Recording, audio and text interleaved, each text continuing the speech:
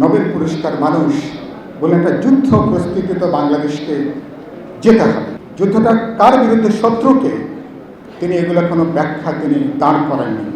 বাংলাদেশের ভূখণ্ড ব্যবহার করে রাখাইন পর্যন্ত একটা মানবিক করিডোর দেবার নীতিগত সিদ্ধান্ত নিয়েছেন। প্রধান উপদেষ্টার প্রেস সচিব একদিন পরেই তিনি বললেন এরকম কোনো সিদ্ধান্ত হয়নি। কথাটাই সেজন্য বললাম এবং তারপরে আবার বললেন, এবং ইতিমধ্যে রাজনৈতিক দলগুলো আলাপ আলোচনা হয়েছে। তারা বলছেন, তারা নানা উদ্বেগ করেছেন এই করিডোর দেওয়ার সাথে আমাদের ভূ রাজনীতি, আমাদের জিওপলিটিক্যাল স্ট্র্যাটেজিক সমস্যা এবং আমাদের জাতীয় নিরাপত্তার প্রশ্ন আছে। মানবিক করিডোর ভবিষ্যতে সামরিক করিডোরে পর্যবেসিত হবে কিনা, নাগরিকদের মধ্যে, জনগণের মধ্যে সেই প্রশ্ন ইতিমধ্যে উত্থাপিত হয়েছে। এবি পার্টি মনে হয় সরকারের মন কিছুটা হয়তো বুঝতে পারছে, আর সেটা নিশ্চয়ই তারা নিশ্চয়ই আমাদের চেয়ে বেশি দাবি করবেন। কথাটা কেন বলেছি, কোনটা বাইরের কথা আর কোনটা সরকার প্রধানের মনের কথা, এটা আমাদেরকে ইতিমধ্যে বিভ্রান্তির মধ্যে নিয়ে আসছে। আমাদের যিনি অন্তর্বর্তী সরকারের প্রধান, তিনি শান্তির জন্যে জানেন যে তিনি নোবেল পুরস্কার তিনি পেয়েছিলেন। কদিন আগে তিনি যখন বললেন এরকম একটা শান্তিতে নোবেল পুরস্কার মানুষ বলে একটা যুদ্ধ প্রস্তুতিত বাংলাদেশকে যেতে হবে। যুদ্ধটা কার বিরুদ্ধে, শত্রুকে, তিনি এগুলো কোনো ব্যাখ্যা তিনি দাঁড় করেননি। অনেক প্রশ্ন এই বক্তব্যের মধ্য দিয়ে তৈরি হয়েছে। তার আগের কদিন আগে তার পররাষ্ট্র সচিব সরকার যখন বললেন যে বাংলাদেশের ভূখণ্ড ব্যবহার করে রাখাইন পর্যন্ত একটা মানবিক করিডোর দেবার নীতিগত সিদ্ধান্ত নিয়েছেন। সরকারের প্রধান উপদেষ্টার প্রেস সচিব একদিন পরেই তিনি বললেন এরকম কোনো সিদ্ধান্ত হয়নি। কথাটাই সেজন্য বললাম এবং তারপরে আবার বললেন, এবং ইতিমধ্যে রাজনৈতিক দলগুলো আলাপ আলোচনা হয়েছে। তারা বলছেন, তারা নানা উদ্বেগ করেছেন এই করিডোর দেওয়ার সাথে আমাদের ভূ রাজনীতি, আমাদের জিওপলিটিক্যাল স্ট্র্যাটেজিক সমস্যা এবং আমাদের জাতীয় নিরাপত্তার প্রশ্ন আছে।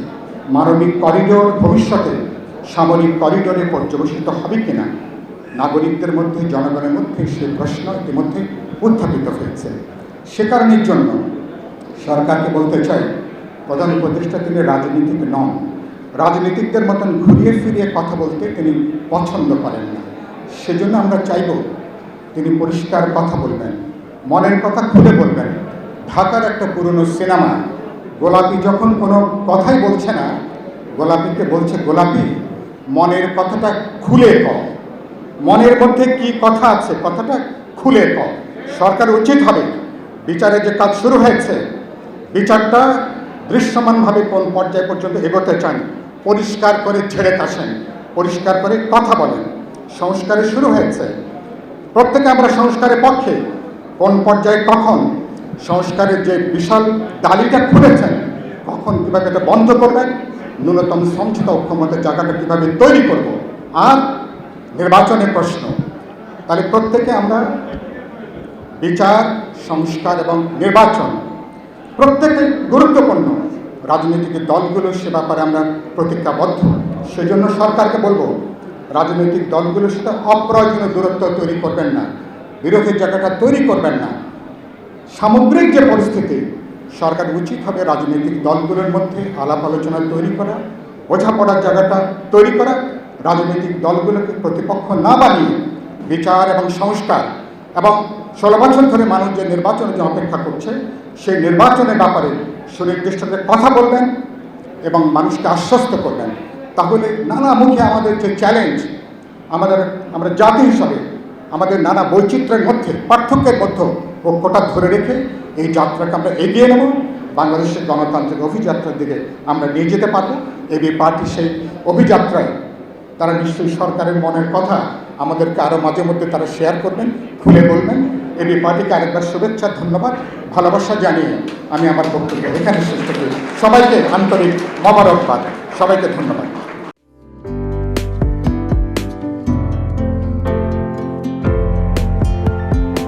1 জানুয়ারি 2025 ইউটিউব জার্নালিজমের অগ্রদূত changetv.press 6 বছর পেরিয়ে পা রাখল গর্বিত আমি অত্যন্ত আনন্দিত হলাম যে চেঞ্জ টিভি আগামী কয়েকদিনের মধ্যেই 6 বছর পূর্ণ করবে। আর হাঁটি হাঁটি পা পা করে চলা শুরু করে এখন সে বেশ দৌড়াদৌড়ি করছে বলা যেতে পারে। ও নামটাও অত্যন্ত বলবো যে সিগনিফিক্যান্ট, যে চেঞ্জ, এই গণঅভ্যুত্থান কিন্তু চেঞ্জ চেয়েছে। সেই হিসেবে তোমার টেলিভিশনের, তোমার এই চ্যানেলের নামের একটা যথেষ্ট মিল পাওয়া যায়। আমার প্রত্যাশা যে এই গণঅভ্যুত্থানের যে প্রত্যাশা, যে আশা আকাঙ্ক্ষা, চেঞ্জ টিভি সেটিকে এগিয়ে নিয়ে যাবে। তোমাকে শুভেচ্ছা চেঞ্জ টিভি যারা সম্পৃক্ত আছেন, যারা কর্মী আছেন, সামনে পেছনে সকলকে আমার শুভেচ্ছা। changetv.press এক ফোঁটা হলুদও নেই।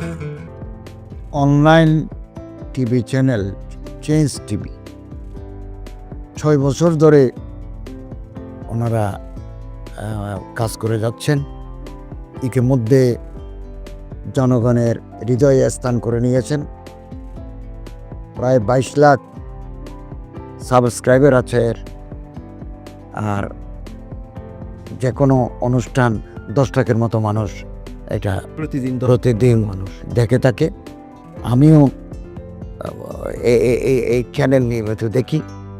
তো চেঞ্জ টিভির পক্ষে আমিরুল মোমিনীন মানিক সাহেবের উপস্থাপনা, প্রশ্নের ধরন, এগুলো জনগণ দেখতে চায়, শুনতে চায়। আমি চেঞ্জ টিভির উত্তরোত্তর সমৃদ্ধি কামনা করছি। changetv.press এক ফোঁটা হলুদও নেই।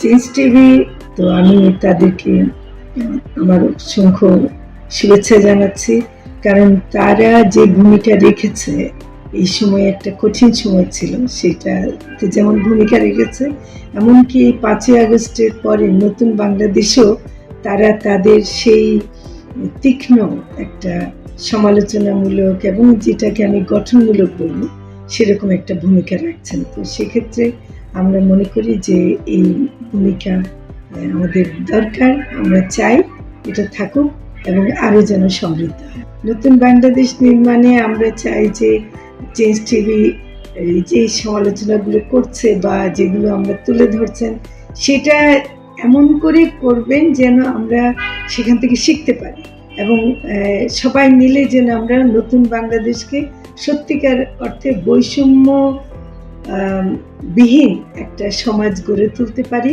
সেটা আপনারা সহজ চেষ্টা করুন। changetv.press এক ফোঁটা হলুদও নেই। আগামী জানুয়ারি মাসের 1 তারিখে আপনারা 6 বছর পূর্ণ করতে যাচ্ছেন। আপনাদেরকে শুভেচ্ছা জানাচ্ছি, আন্তরিক ধন্যবাদ জানাচ্ছি। আমি আশা করব চেঞ্জ টিভি অতীতে যে বলিষ্ঠ ভূমিকা পালন করেছে, আগামীতেও আপনারা সেই বলিষ্ঠ ভূমিকা পালন করবেন। আমি আমার এলডিপির পক্ষ থেকে, মুক্তিযোদ্ধাদের পক্ষ থেকে আপনাদেরকে আন্তরিক মোবারকবাদ জানাচ্ছি, শুভেচ্ছা জানাচ্ছি। আশা করি দিন দিন আপনারা উন্নতির শিখরে এগিয়ে যাবেন। ধন্যবাদ। changetv.press এক ফোঁটা হলুদও নেই। অতীত সরকারের আমলে 10 বছর আমি কোনো ব্যবসা করতে পারিনি। আমার ব্যবসা বন্ধ করার জন্য যত রকম দরকার সব কাজই করেছে, শুধু একটাই বাকি রেখেছে, আমি গুটিয়ে নিয়ে যাইনি। নয়া দিগন্তর মাধ্যমে যাদেরকে আমরা চেষ্টা করেছি সার্ভিস দেওয়ার জন্য, এরা আমাদের অনেকেই খোঁজখবর রেখেছে। ব্যস্ততার জন্য হয়তো দেখা সাক্ষাৎ হয় না, কিন্তু আমি একজনকেই পেয়েছি। তিনি হলেন চেঞ্জ টিভির আমিরুল মোমিন মানিক। উনি এক সময় দিগন্ততে ছিল, সেই হিসাবে আমাদের জানাশোনা ছিল। ওনার একটা ইন্টারভিউতে আমার খুব পছন্দ হয়েছে, সেজন্য আমি ওনাকে 10:30টার সময় ফোন করেছি। উনি উত্তরে বললেন, গলাটা খুব পরিচিত। প্রথমে হয়তো নামটা বুঝে সারেননি, আমার নামটা খেয়াল করতে, আমি সাথে সাথে নাম বলেছি এবং বলল যে 3 দিনের মধ্যে আপনার সাথে আমি দেখা করব। ওনার কমিটমেন্ট অনুযায়ী সেইভাবে এসছে এবং উনি বলছে আপনার যত দুঃখের কথা সব বলেন, আমি প্রচার করব। আমি সত্যি সত্যি ওনার কাছে খুবই কৃতজ্ঞ। আমার মনে যেসব ক্ষোভ আছে, যেসব দানা বেঁধে আছে, আমি কিছুটা হালকা হয়েছি ওনার সাহায্যে। আমি চেঞ্জ টিভির উত্তরোত্তর সমৃদ্ধি কামনা করি এবং ভবিষ্যতে যেন আমার মতো একজন নাম না জানা লোককে চেঞ্জ টিভির সামনে এনে তাকে যেন উদ্বুদ্ধ করে। changeTV.press, এক ফোঁটা হলুদ নেই।